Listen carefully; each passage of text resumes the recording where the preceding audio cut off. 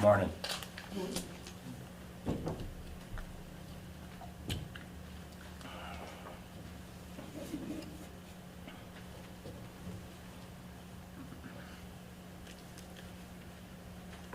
First and foremost, our condolences go out to the Prude family and their loss.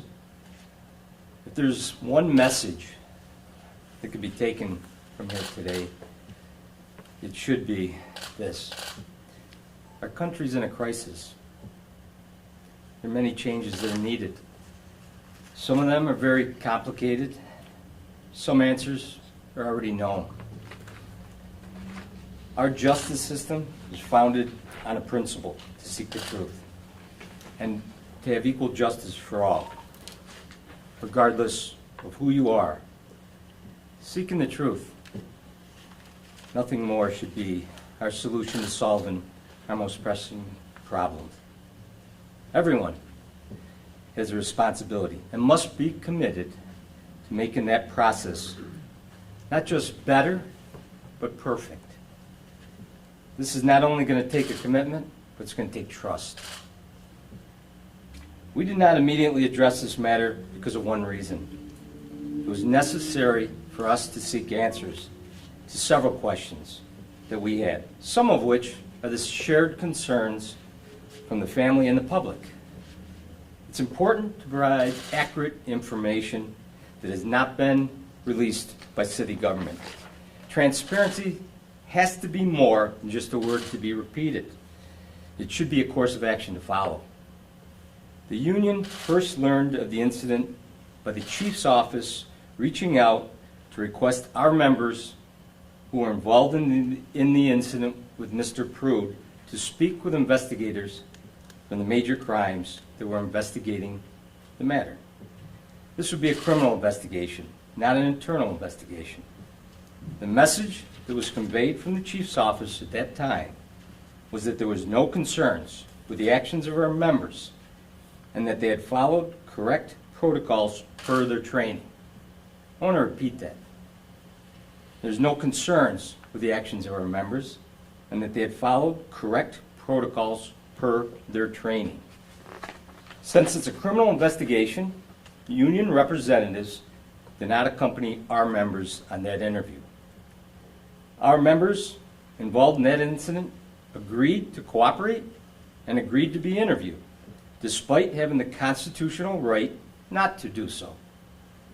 The department, after interviewing our members, continued the investigation of that incident. During the subsequent investigation, no other members, as far as we know, were interviewed, and the union was not involved in any way with that investigation.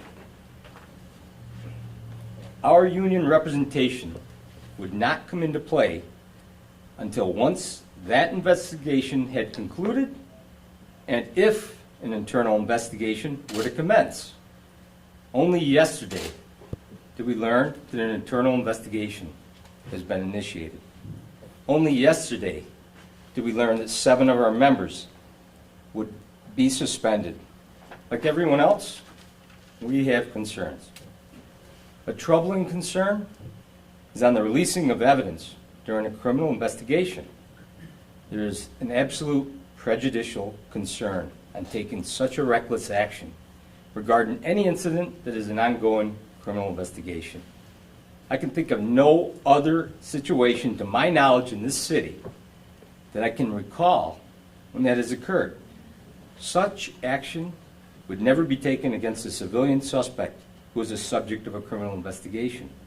Police officers deserve the same consideration and respect. But it's important to remember, the release of information is needed to be transparent, but it must be balanced with ensuring the rights and the protections of any individual involved in that investigation, and that includes victims and suspects. The union has been called out in several social media accounts as being aware of circumstances of this incident, and even being a participant in withholding information. Without a conclusion to this criminal investigation, we know no more than anyone else does at this time. From our limited involvement in this matter and the lack of additional information, we have had no review or internal discussions on this incident up until this conference has occurred. The union was not aware of any concerns and were not made aware of any concerns that may have been raised by the family or anyone else until being made aware only minutes before the press conference on Wednesday. After the press conference and the subsequent events that transpired, our initial response was ensuring that our members who were called out and named in the press release were safe. The union was placed in a very difficult situation and determined it would not be prudent and in the interest of our organization and comment until we had sufficient information to respond in an informative way. And all of you know how difficult that is for me, not to want to get out in front of something. The union completely understands the strong concerns that the family and the public has on not being provided with adequate information. We stand along with the family and the public in echoing that same concern. What is disheartening, but certainly not surprising, is the immediate reactions from some, especially social media comments from at least 2 members of City Council calling our members murderers.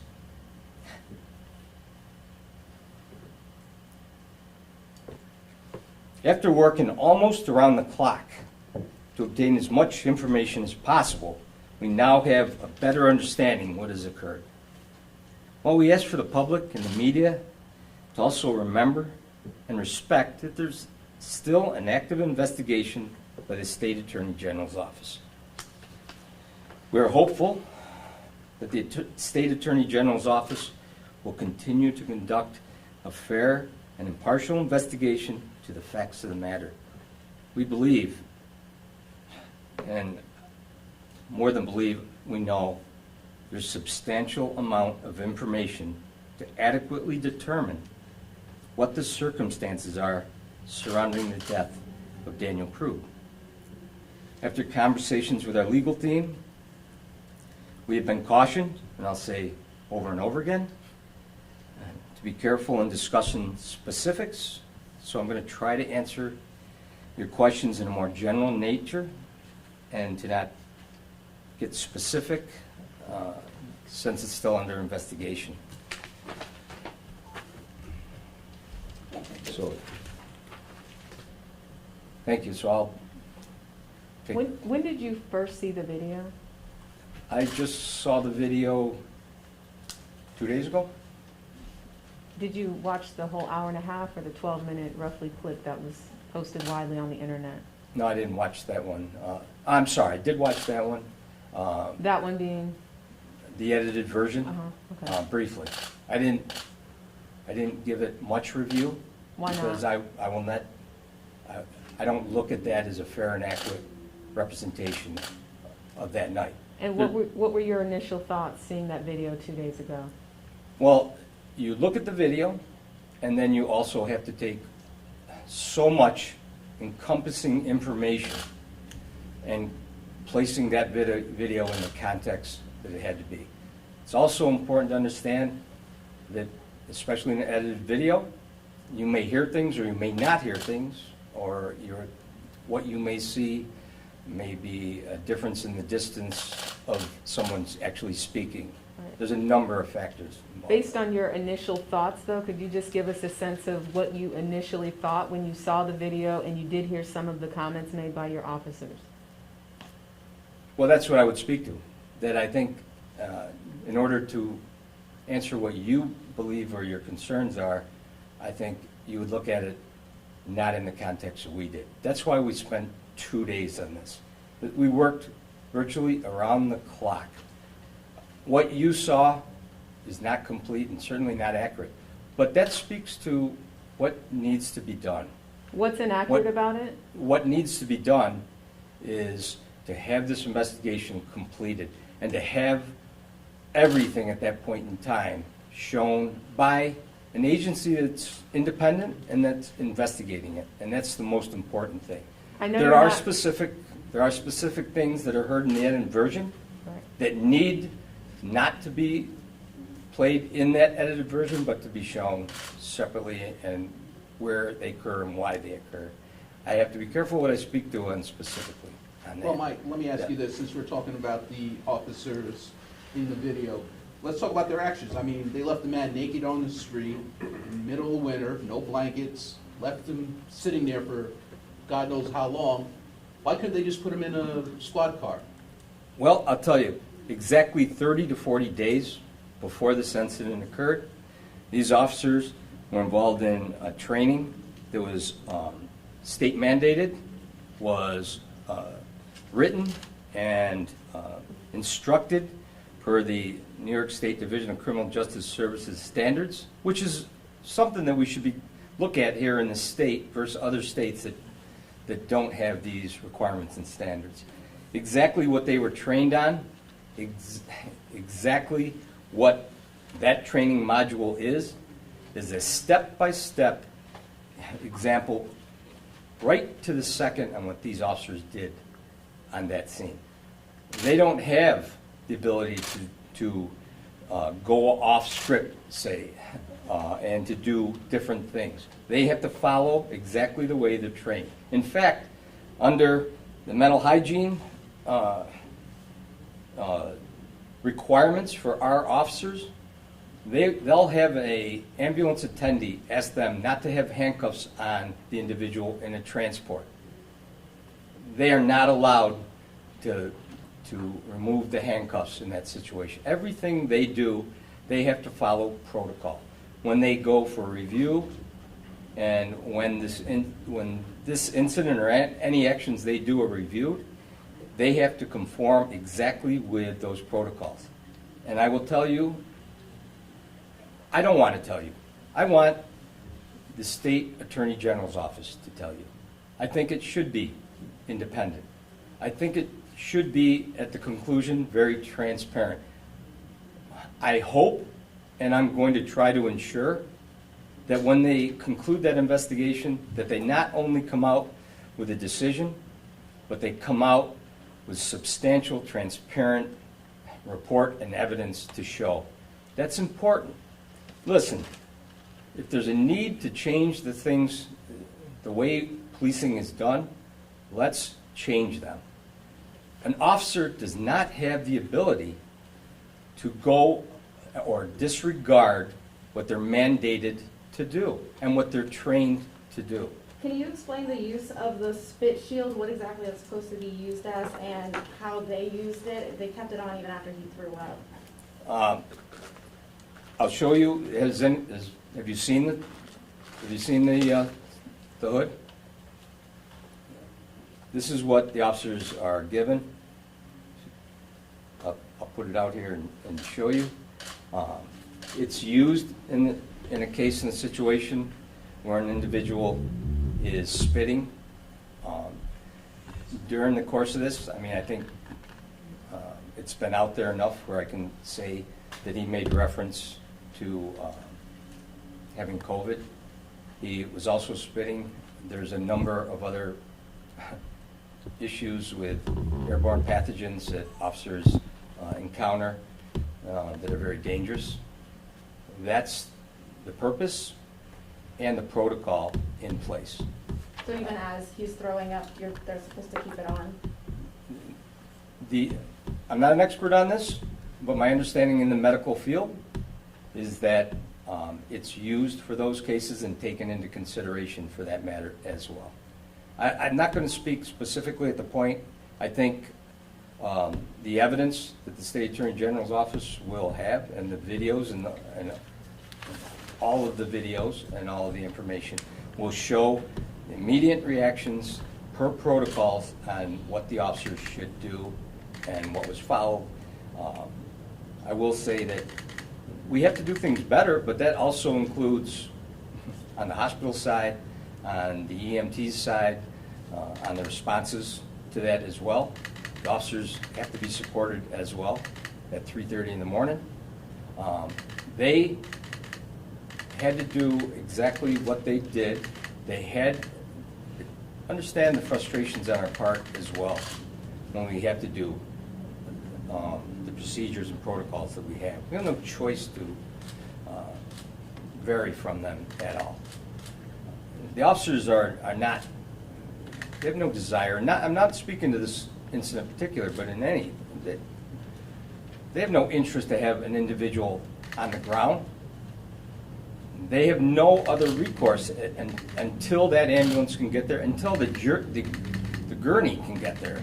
And when the officer has to reach out and say, where's the gurney?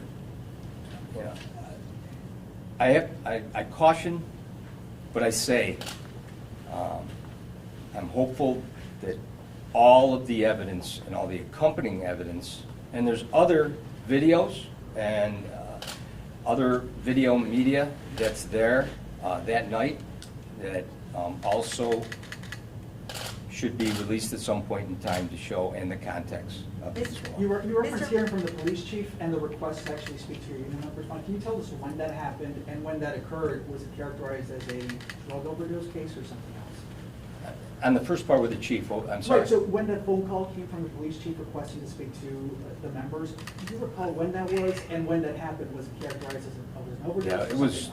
it was within the next day or the day.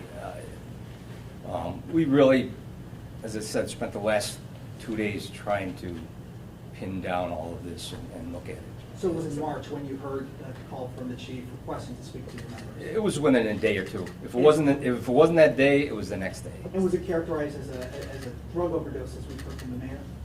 No, it wasn't. You know, it was a very brief conversation, simply saying that there was an incident the other night. There's an investigation going on, and what I stated was what was told to me, and we proceeded as we have in any similar case. You know, understand. Unfortunately, there's a substance abuse problem out there. Everyone knows about. There's mental health issues and problems out there. We deal way too often with these situations. I wish and I hope there was another way than police officers at 3 o'clock in the morning to have to deal with this. But remember, those officers that responded that night were responding to a call for an alarm and a break-in. There was a different officer at a different location that was dealing with the Prude family. Do you think there should be more help for police officers when you talk about dealing with mental health issues and seeing that as commonplace in the city? Is there a need to have teams that are also called in when it appears that somebody is suffering from some mental health issues? I'll say this, I absolutely believe that we need more help. It wasn't that long ago when in New York State our mental health facilities were closed and people were just put out onto the street. And who was the only other agency to be able to deal with them? The police. We definitely need changes and we need help.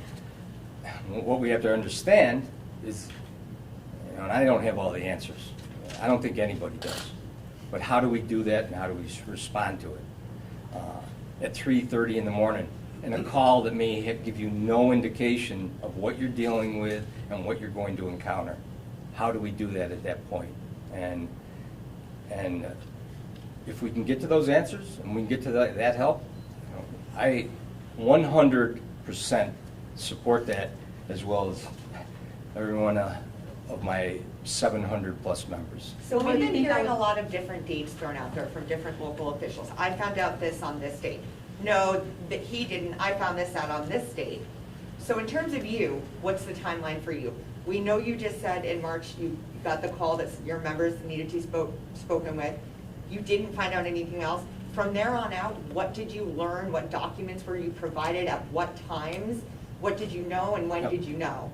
Anything about the investigation, the AG, What we're battling, and I don't want to say battling, we're trying to deal with a system now that got put into place on the release of videos and then disciplinary matters and personnel records and so forth.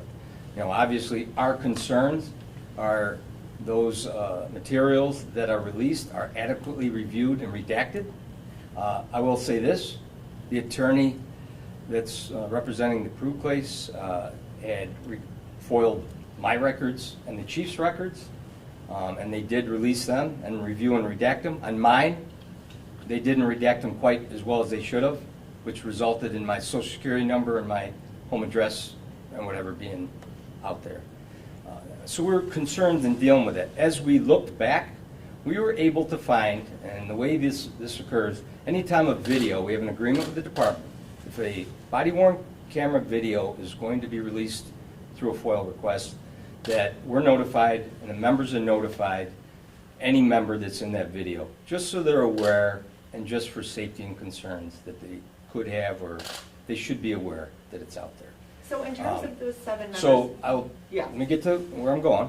So upon looking back, and there's those emails after emails, we found an email dated July 31st that indicated that a video, body-worn video, was going to be released. Not files, not records, not reports, but a video. It had no mention, certainly, that it involved an in-custody death.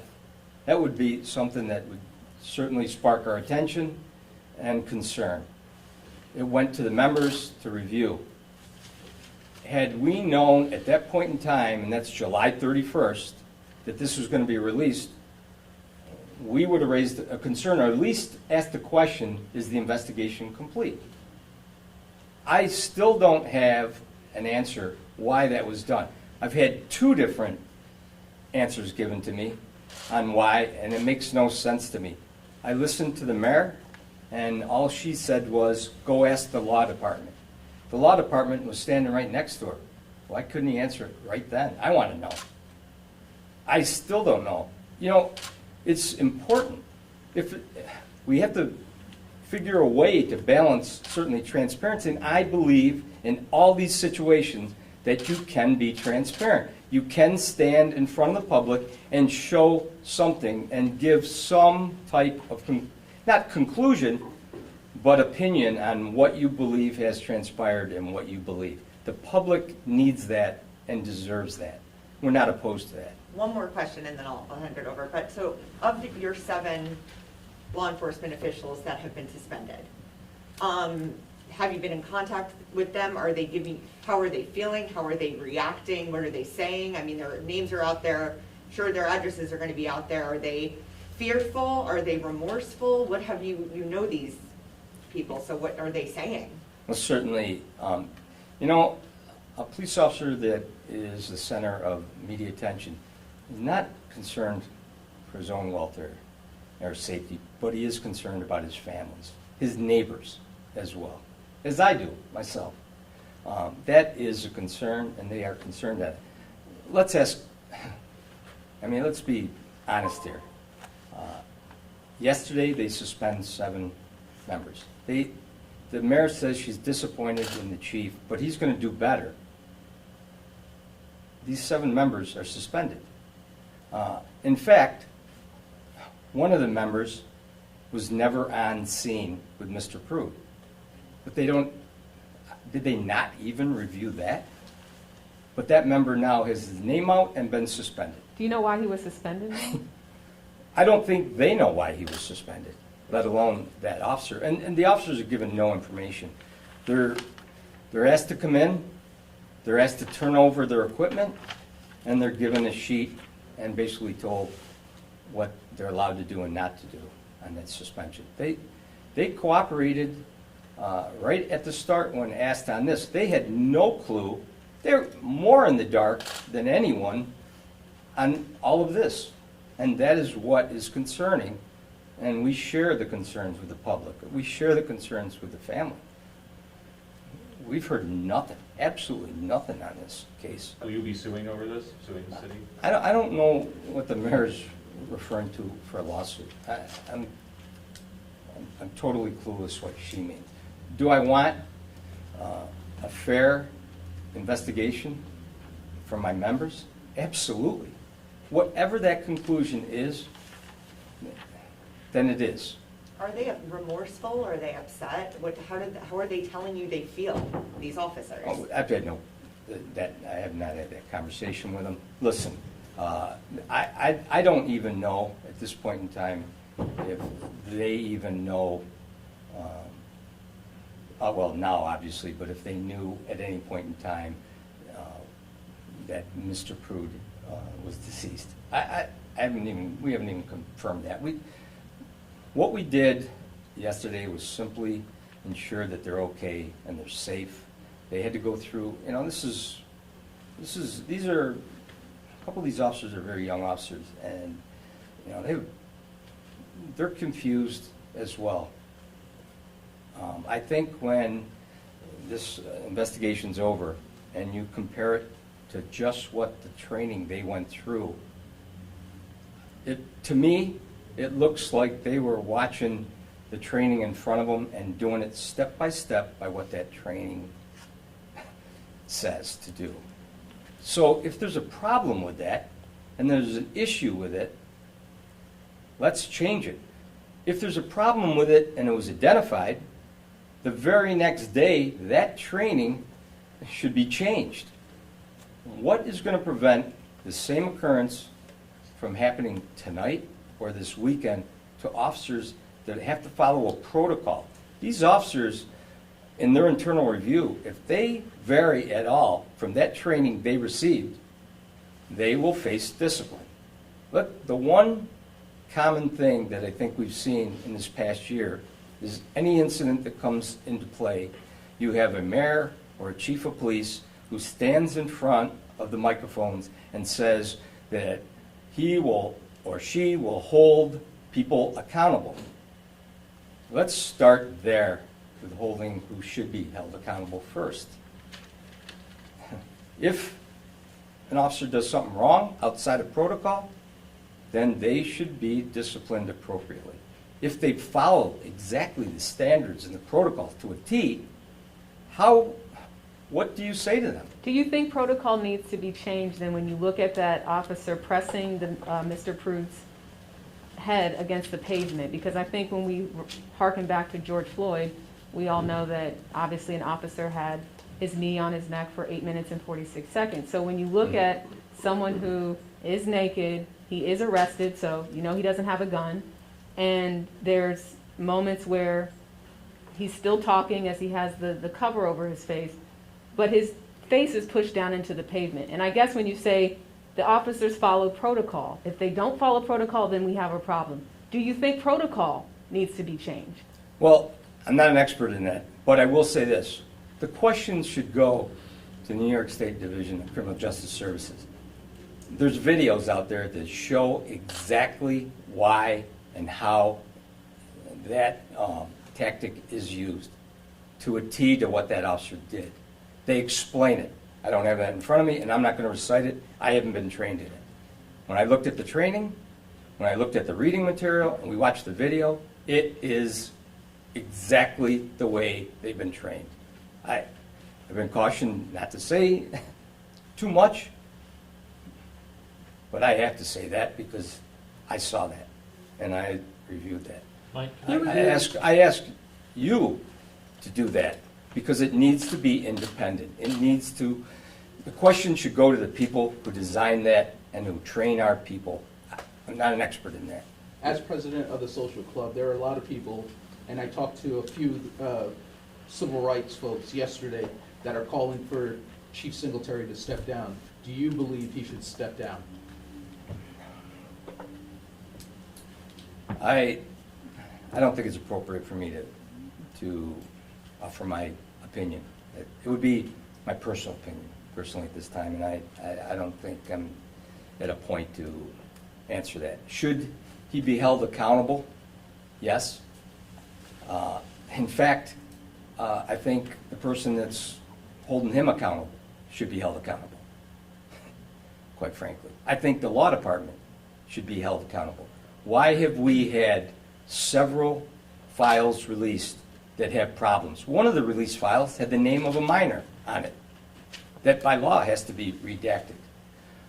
Why do these problems keep going on over and over again and nothing's being done? If our officer do something wrong, they're held accountable and receive discipline. If they do it again, they receive higher discipline. It's called progressive punishment. Can you share your opinion on whether or not, a lot of people calling for Mayor Lovely Warren to resign, can you share your opinion on that? I think that the mayor has a cloud over her head right now. And I think that's distracting from her ability to do her job effectively. I think that it was a careless and reckless press conference that was done yesterday, and we have to remember what's most important. The safety, the public safety is most important. I did not see anything yesterday that ensured anyone's safety, and I am at a total loss. I was at a total loss on Monday morning why she held a press conference on residency. The whole weekend, our people were working overtime, we're dealing with a number of situations, and Monday morning to wake up to find out that there's a press conference on residency out of the air? Why? Why, if Mayor Warren has issues she's dealing with, then perhaps she should step aside and make sure that the interests of the city comes first and the safety of the community comes first. That's what's most important, not anyone's personal position in life. On Do you feel Monday, there you is- said that the city of Rochester does not have the same problems the rest of the country has.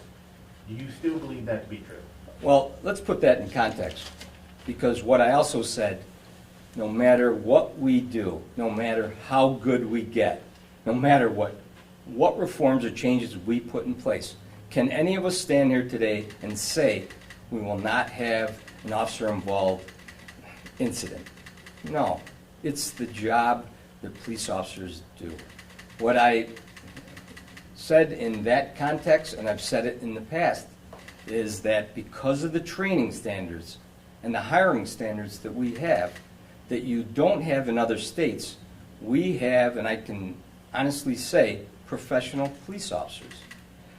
The problem when we start comparing incidences going around the country and we see an incident where someone's murdered, like we saw in Minneapolis, then the question should be, why are not every state in this country have those same requirements in place? As a member of the labor movement and representing police labor in particular for many, many years, it's been a cry from myself and my peers across the country to have national standards put in place. Mike, can you talk about the Attorney General's investigation? What have your officers been asked to, have they been asked to submit to interviews there, and what have you advised them? I'm not aware of what, as far as I know, I don't know if they've been interviewed yet by the State Attorney General. I shouldn't even say, because I don't know if they were involved with major crimes when they did their investigation. So you'd have to ask. You haven't represented anyone at an interview with the AG. Would you advise them to sit for an interview at this point? You know, would I? Unfortunately, I don't give them that opinion. Their attorneys will. And that's something that, as I said before, they were cooperative and did and agreed to being interviewed right from the start. Mike, you talked about training, and yet about 10 minutes before that, you said that the training these officers got may need to be changed, may not be the best. So it seems to be a little bit of a conflicting there. There's officers, at least in this area, are trained, yet that training may lead to incidents like this. How do you kind of square that? Well, no, I from my personal opinion, if it becomes determined that what the protocols and what the training is not correct and it could be done better, let's change that. You know, we trust, and certainly we're not, in the union's perspective, involved in the training. We constantly require and request and demand additional training for our people, and that started from the 70s here, as well as hiring requirements. We trust that, you know, a government branch such as the New York State Division of Criminal Justice Services have the resources and the experts to put a training module in place that's correct. I can't tell you if it is or if it isn't. You know, that's the other question that still has to be determined on that. Was, you know, anything done there a factor in Mr. Prude's death? I don't know that. That's way above me to determine. That's what needs to be determined. Do we oppose that? Absolutely not. Not at all. Is there a part in the training where it says, it becomes clear after the hood is put on, I mean, when they're pushing down on him, that he's having trouble breathing, that his voice is muffled? And he wasn't fighting, so does the training say you can release? I mean, because he was cuffed and naked. I will speak that there's evidence there that is contrary to that and what was occurring. I've been told over and over again not to get into that. What I will say is there is substantial amount of evidence to show why the protocols that they used were done. There's other independent witnesses that confirm that in their statements. That's important. That's all part of it. When did you first become aware of the autopsy report? I have not seen that report. Would you normally be notified if there was a potential homicide investigation involving officers? We may, at some point in time, probably have access to that at the conclusion of an investigation, I'm sure. Do you feel there should have been more information from the chief's office in this investigation given to the union? Or, I mean, the mayor indicated that there was a lot of info being withheld. Do you feel that way? Yeah, we actually had an internal discussion. Remember, another part of this that I guess we don't speak to enough is the wellness of every police officer. The job that they do is difficult. The things that they see are very, very difficult as well. It has an impact on them, and it affects them and their families as well. I think it's important that we know that, so we make sure that the officer that's involved in an incident like this is okay. And we want to ensure that his wellness is okay, that his family's okay. It's not just the police officer, their entire family that goes through any type of incident, critical incident or not. I absolutely think we should be a part of that. And I think that's part of what we've asked for, and we're trying to seek better answers in our negotiations to ensure officer wellness. That said, are you all providing any help? Are you all providing any help to those officers and their families right now? Well, I'm not going to, I will never speak specifically to any member that we represent, but that is our priority. But when the officers were, when you got the call from the chief to speak to the officers, was that, I just want to be clear what type of, we use the word investigation a lot. Was it just for like an internal investigation, for criminal? Can you just be clear on what? No, it was, and listen, it was a very casual conversation that simply said that, we had an incident, I don't know if it was last night or the night before. Major Crimes is conducting an investigation into it, and they'd like to speak to the officers that were on scene. Before, look, I don't just say, oh yeah, go ahead. It's not my call. What we do at that point in time, especially when it's a criminal investigation, is to ensure that the officers have the right to legal representation, consultation, to have an attorney present, the same constitutional right that anyone has in a criminal investigation. Nothing more, nothing less.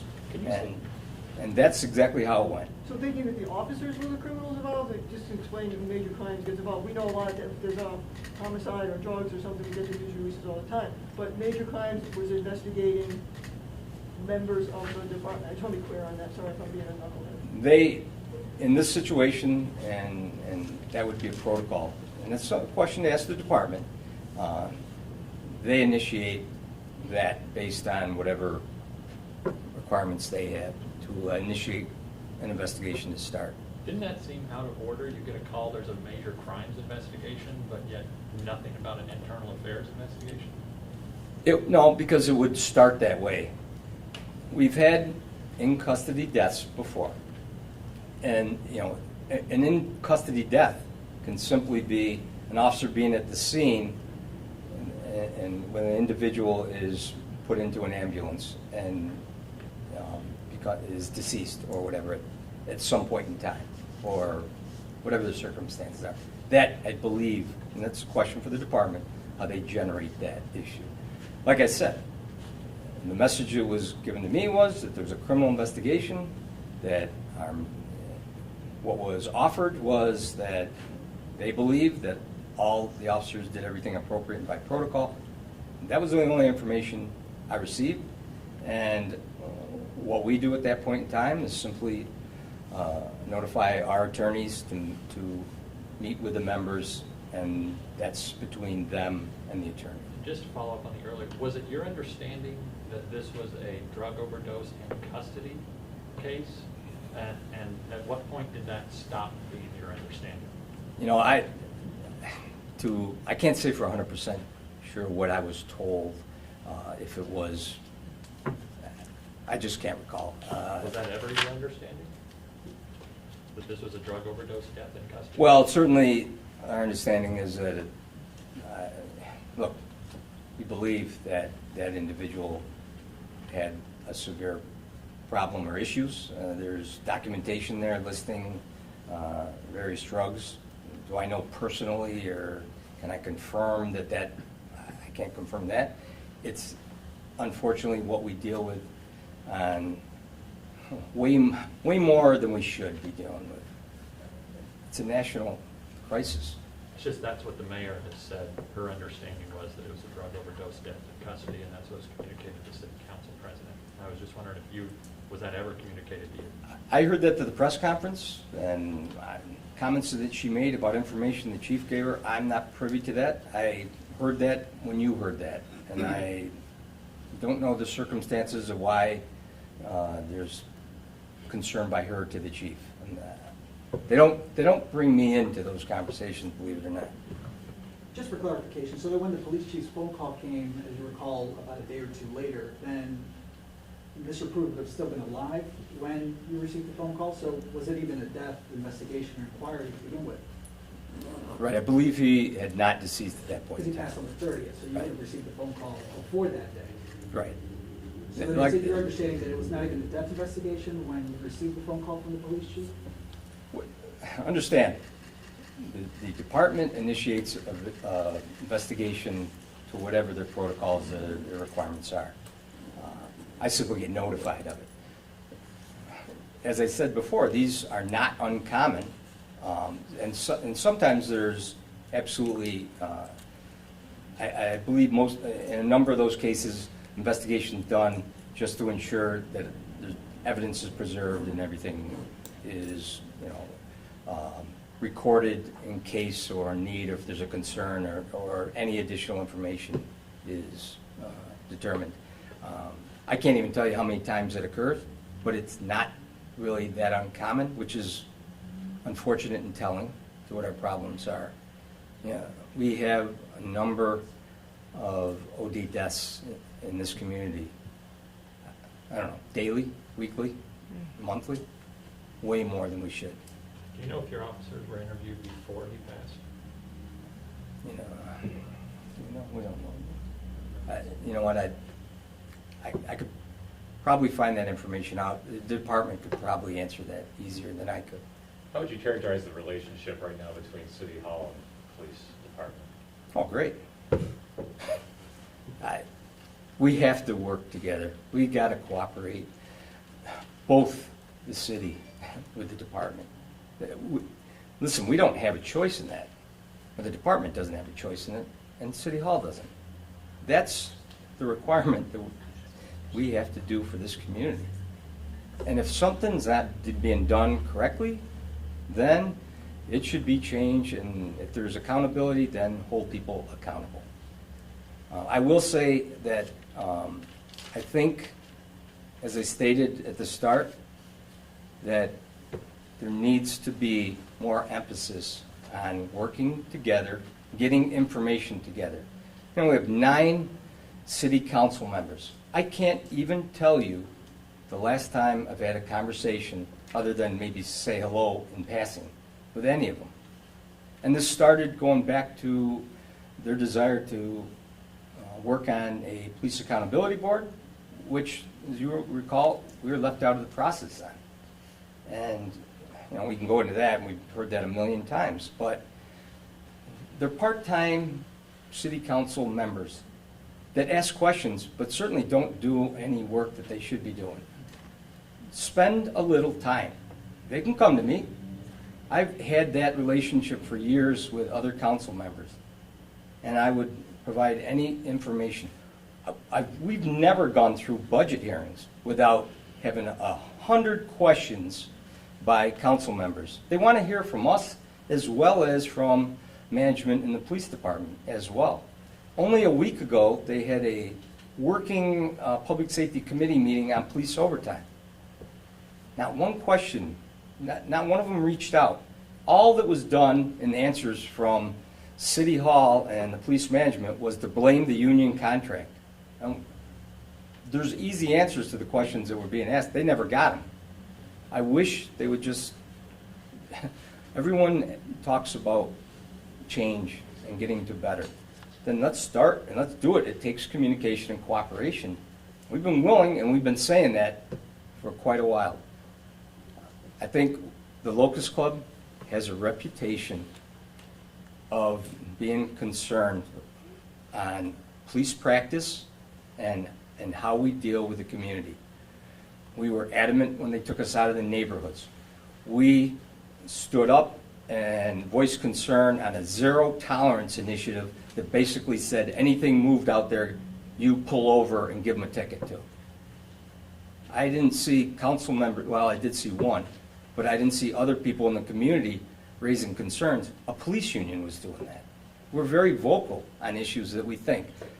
Why would we support policing that is going to be in conflict with our community that we should be a part of?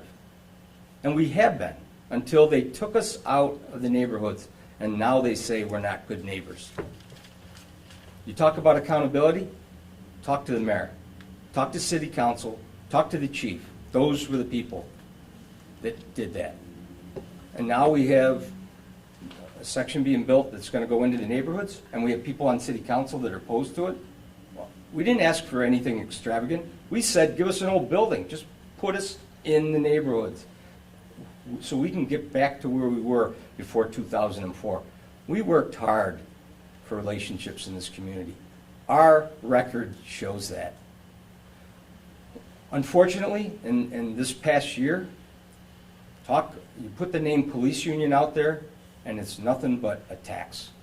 I have a city council member that put social tweets on and talking about police unions in other parts of the country. Not one article about here. My response to him was, I Googled corrupt politician, and I think I got 69 million hits. What is that accompanying? What are we accomplishing by that dialogue? How about working together? You know, they get on city council. Well, we've got experience, and we're not appointed, so we can tell you the truth, not what we're told to tell you because we're appointed. We have an interest, and we're a stakeholder in the city. And our officers are committed. Yesterday was a very difficult day for us. Yesterday was the 6-year anniversary of our brother Daryl. We went through, and our officers went through, the tactical unit that worked hand in hand, day in and day out with Daryl, ended their night in about an 18 or 19 or 20-hour shift when they always take this day off, yesterday off, to be by themselves. They weren't. They were out dealing with protests. You talk about wellness. You talk about getting to a better place. All I hear from politicians is a bunch of garbage. We're willing.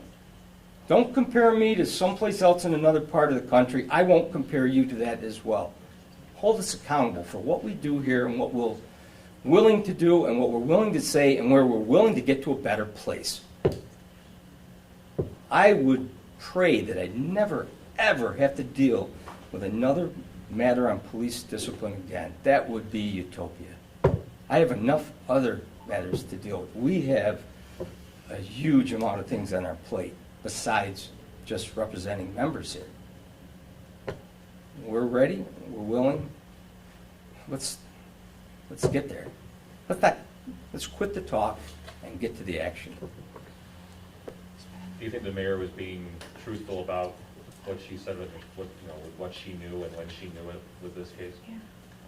Yeah. You want my opinion or fact? I think they're both the same. I don't think she was truthful. I just probably put myself out there, but I don't care. I think the community has responded to that press conference. I don't know, I can't speak for everyone. You said you don't think she was truthful. Did you have communications with her about this before? I have not had communications with the mayor in several weeks. I had a number of emails last week to her that have gone unanswered. The last time I believe any city public union has any contact with her was when we requested during the well, we're still in a pandemic, right? But we had ongoing weekly Zoom meetings in order to ensure the protections of our members and all city workers during the crisis and the continued crisis here as well. And we're dealing, when these factors get to a point that they're out in front of a pandemic that we're dealing with, and we're dealing with with protests and large group settings, everyone's completely forgotten about that. And that's still a concern. And it's still a concern that our members bring home to their families. That's why I think we need to immediately get something in place. If there needs to be changes, let's do it. Quit talking, start doing. Quit blaming and talk about cooperating. What specifically do you think the mayor wasn't being truthful about? I think just the part after she said, good afternoon. Can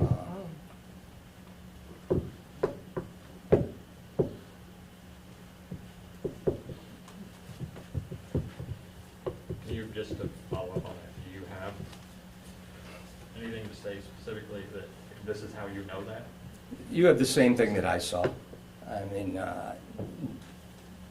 ask her, ask the department, ask the questions. You know what to ask. I've pointed you in directions to look.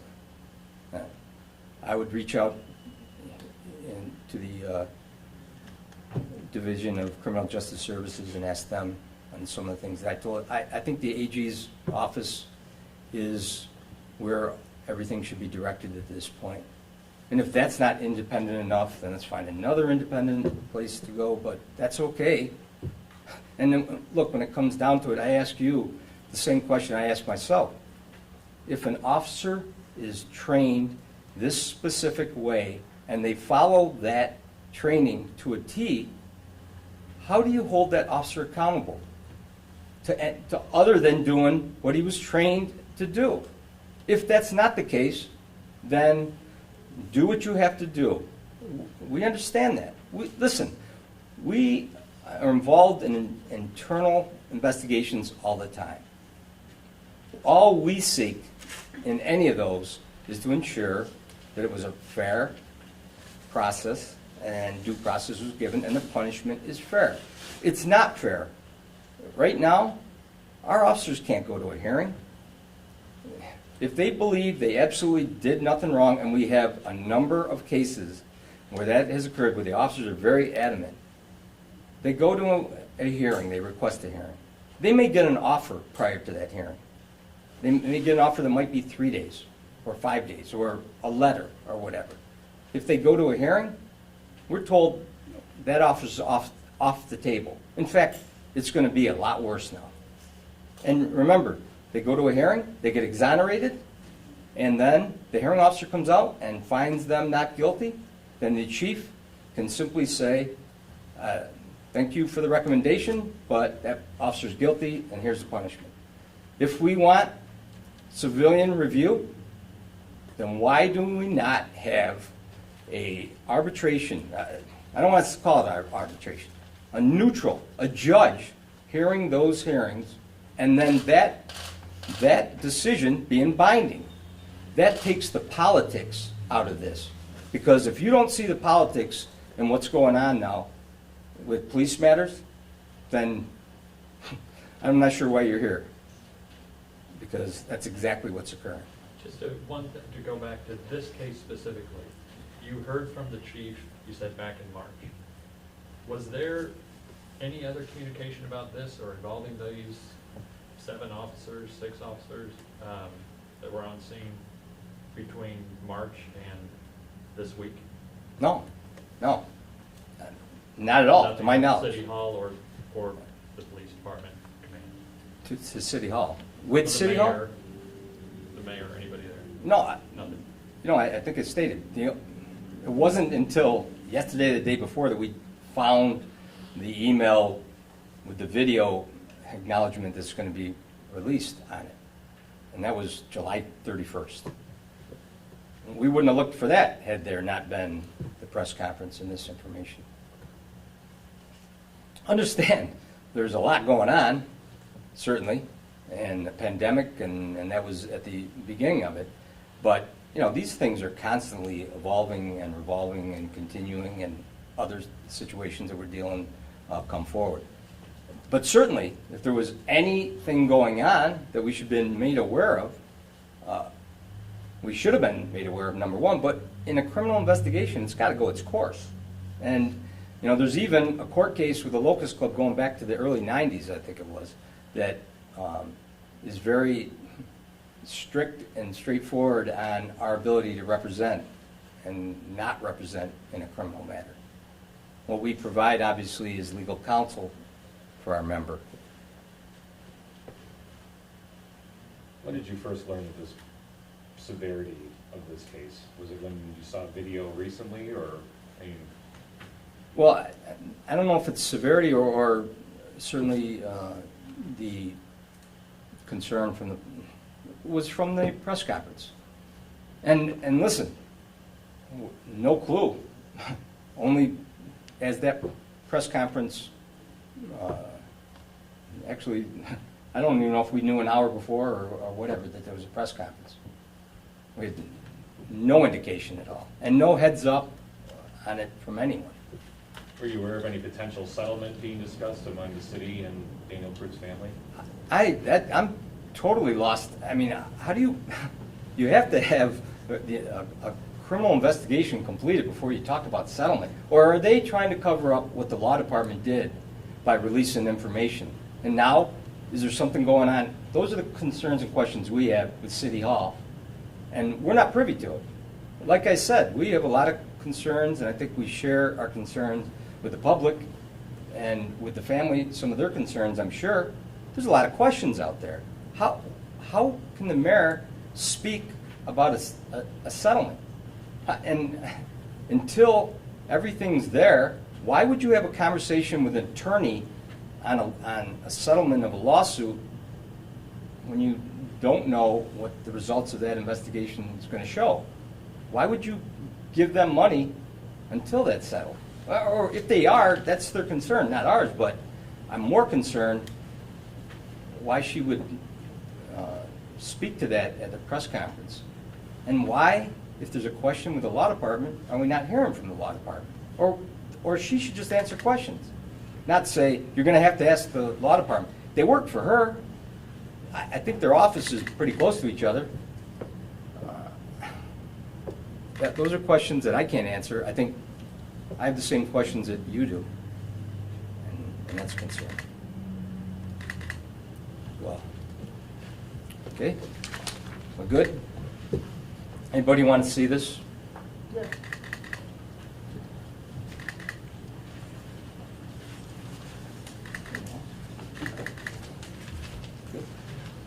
Thank you very much. I appreciate it. I will, it's not my character not to respond to media requests. I think we were clear that we needed some time, and literally we worked around the clock to try to learn. That should be an indication of how much we didn't know. Going forward, I'll try to provide as much information that I can. I also have to listen to the attorneys involved in this because they do represent our members on that concern. But if I can ask off, not specific, but other questions you may have, I'll try to provide those answers to the best of our ability. Thank you. Just to clarify, you said you didn't know in advance or until this week about the Attorney General's investigation? or about the suspensions, or both? The attorney, I believe I was notified by our attorney that the Attorney General's office, under the executive order, was going to be conducting an investigation. I'm not sure. So what exactly took you by surprise this week? I remember in the beginning you said you know something. Well, the conference and our press conference and the concerns, I didn't know where that investigation was. I have since learned that it has not been completed, which is confusing to why the mayor said some of the comments that she made, and more concern on the comments from City Council on our members. What information are they going on? That's my concern. Okay. Mike, do you know when you heard about the AG's investigation? Is that out of the ordinary? No, I think that follows protocol under that order. And I'm not sure if the requirement is for the police department or the district attorney's office to notify. So did you hear like in April, or did you hear just recently? You know what, Brian, I think, I can't even, it's a blur from March with the pandemic and the whole bit. I don't know if it was even in March or I believe it was our attorney that had said that the AGs would be coming in on this, or maybe it followed the protocol or whatever. But it's early on, not like just in the last few weeks. Oh, no, right. What I do know from investigations around the state with the AG's office, they take a considerable amount of time. There's nothing that's done overnight. They work kind of in cooperatively and then sometimes separately, but that's more questions the department probably could answer than I could. I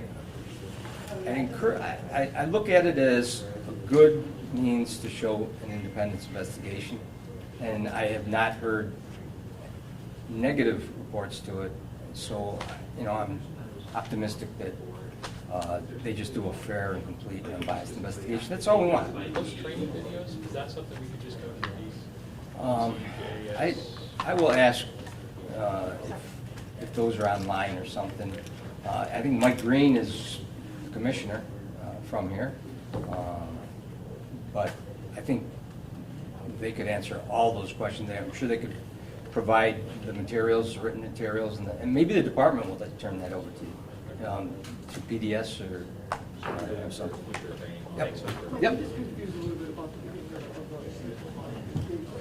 what much information is like that.